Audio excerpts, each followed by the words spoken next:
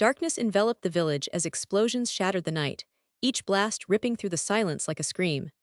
Amid the chaos, Mariam crouched behind the crumbling wall of what used to be her home, her breath ragged, her heart pounding. Around her, the world she knew was collapsing into dust and ash. How could one small woman hold on to hope when everything was falling apart? How did she lead a shattered community from ruin to recovery? This is the terrifying truth Mariam hid from everyone. It was the late summer of 1998. The sun's heat barely warmed the frozen mud beneath Mariam's worn boots. The acrid smell of diesel and gunpowder lingered in the air. The village, once vibrant with life and laughter, now lay in ruins under a leaden sky.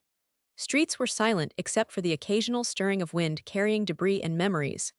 Mariam, a stoic elder with a face etched by years of hardship and resilience, had lived through the worst of the conflict. Her hands, cracked and dusty, clutched worn tools as she moved through the shattered remnants of homes, fields, and dreams. Her life took an irrevocable turn when the first wave of violence descended without warning. One dawn, a thunderous roar echoed through the valley as militants stormed in, burning and destroying with merciless intent. Families fled for lives, some lost in the chaos, others captured or worse. Mariam watched helplessly as neighbors were torn apart by bullets and betrayal, the thin threads of trust unraveling with every passing hour. The inciting moment came when Mariam stumbled upon a hidden cellar beneath the ruins, discovering evidence that some within the village had betrayed their own in desperate attempts to survive. The shock was a wound deeper than any bullet. Determined not to let despair consume them, Mariam emerged as an unlikely beacon of hope. But the path was steep, fraught with obstacles that tested every ounce of human endurance. Rumors of betrayal haunted their every move, sowing discord among survivors. Food was scarce, and nights were plagued by fear of return attacks. Mariam's leadership was constantly challenged not just by external threats but by internal fractures. One evening, as the skies rumbled with distant gunfire, she faced a revolt from a faction ready to turn their back on rebuilding, ready to abandon what little remained for fleeting safety. With unwavering resolve, she confronted them, her voice slicing through the tension. "We are more than rubble. We are the roots that will rise again, stronger," she declared. Her words ignited a fragile spark of unity. Over weeks and months, Mariam coordinated covert rebuilding efforts, millions of small acts stitched together under the cover of darkness.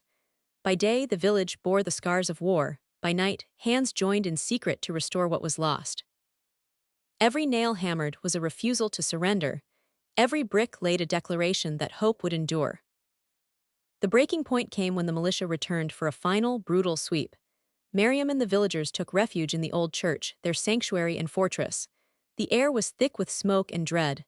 Outside, gunfire cracked like thunder. Inside, Mariam whispered prayers not for miracles, but for strength to endure. Hours stretched into an eternity. Just as the firefight reached its crescendo, the unexpected happened. A ceasefire, fragile and uncertain, but enough to grant them escape.